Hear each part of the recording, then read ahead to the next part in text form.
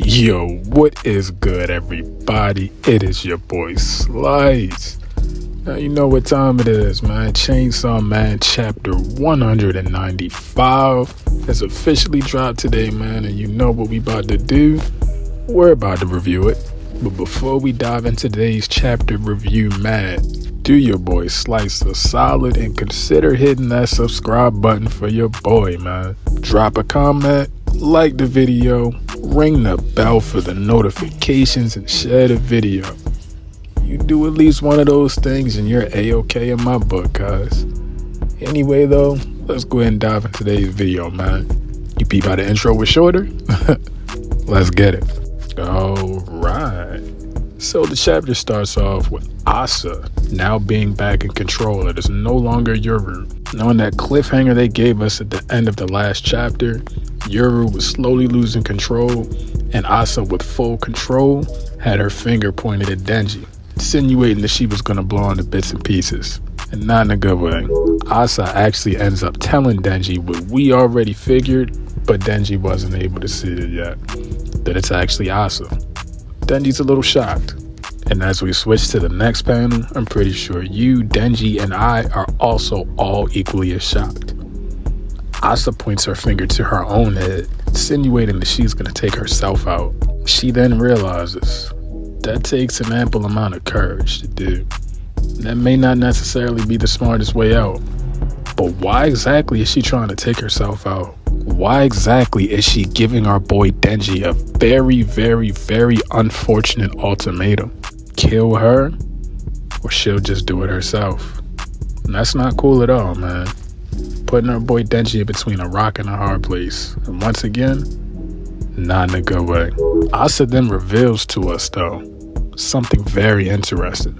She reveals that Yoru, the war devil, was actually planning something a lot deeper, a lot more sinister, a lot more foul than just beating the Death Devil. And in fact, beating the Death Devil won't even stop Yoru for what she truly has planned. Now I'm really interested to see what Yoru has planned. I literally can't even fathom to begin to imagine what she has planned, though. I mean, if you think about it, progressively throughout part 2, she's just been getting stronger and stronger and stronger. So realistically, what couldn't she do at this point? And that's what scares me. I'm pretty sure that's what scares Asa. But at the same time, because they share a brain, Asa's 1000% completely aware of what she's gonna do. Now, of course, due to the fact that Denji was able to do so with Pochita, Denji actually recommends that Asa just tries to befriend Yoru. I mean, that sounds good in theory and all, but Asa's almost 1000% certain that's just not a possibility. She even begins to reflect on how she got hooked up with Yoru to begin with, simply just wanting a friend. She then begins to beat herself up, realizing that she was duped. Well, I'm pretty sure she realized it a long time ago that she was duped, but now it's just now settling in. You know how it goes. But going back and thinking about it, though, that actually is wild. It's been a very long time since Chainsaw Man Part 2 has started. But at the end of the day, we knew from day one she was duped. But did she? That's interesting, man. Let me know what you think down in the comments. Right back at it. Back at it again with the white vans. Denji straight up goes full boondocks on Asa. We see him then proceed to pick up a chair and launch it directly at her with full force and strength. Unfortunately, it didn't do anything, though. He missed. Well, let's have a debate for a minute. Is that fortunate or is that unfortunate? Truthfully, we really won't know until Yoru's plan is revealed. But when her plan is revealed, will it be too late? I don't know, bro.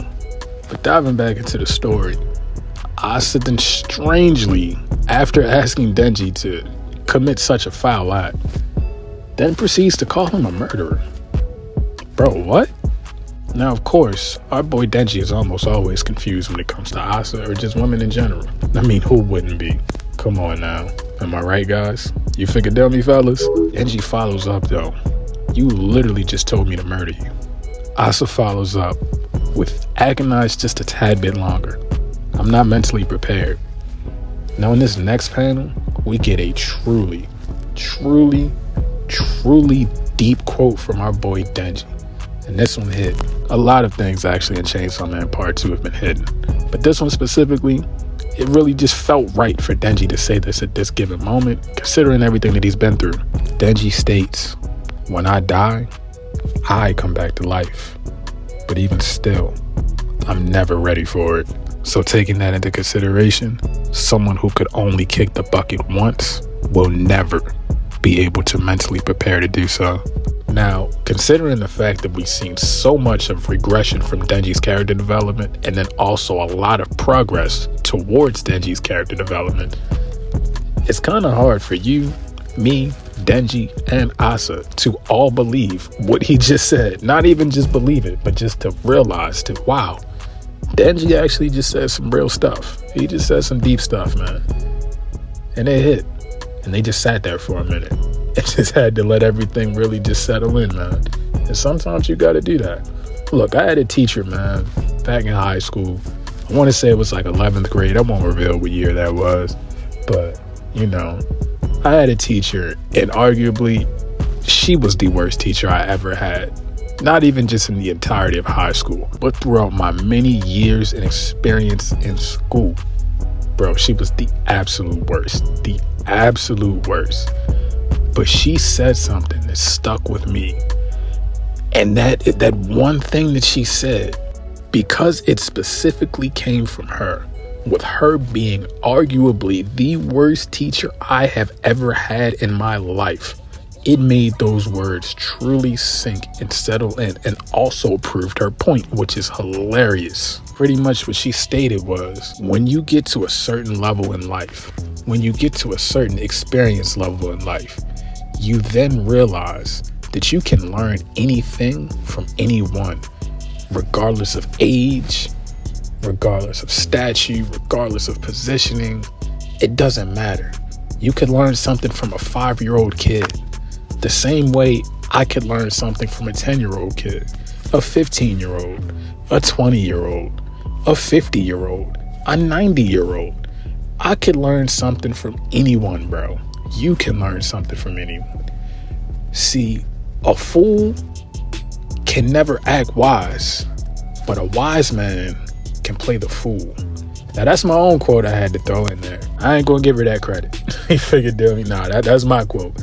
But I'm saying all that to say though, man, somebody like Denji, somebody as goofy as Luffy, somebody like Naruto, somebody like Goku, all these main shonen characters, as goofy as they seem, as illiterate and illogical as they seem, as food and hunger driven as they are, we still can learn many life lessons from them. And the life lessons that I learned from anime and or manga is the reason why this channel exists. Shut your bitch ass up! Anyway though, diving back into the story, Denji then sits down with Asa. They begin looking at each other face to face. Denji even states, let's talk about all this stuff. Let's talk about it later. Specifically after I already get rid of the Death Devil. Right now, we're only having fun. Blasting through that as he points at the building that originally Yoru was lighting up with her finger bangs. Now, once again, just a heads up, I'm trying to tread a little bit light on the editing as far as like how many panels and, you know, things along those lines that I'm putting in the video just due to the previous copyright strike. So I did have to skip just about like 1 to 2 pages in between this, but pretty much it just shows like the inside of the building. I don't even really know what they were talking about, bruh, truthfully. And truthfully, on this last cliffhanger panel, I'm definitely going to need your guys' help with this down below in the comments. So let me know. Bro, is this a new character or what? Because apparently there's a transfer student there.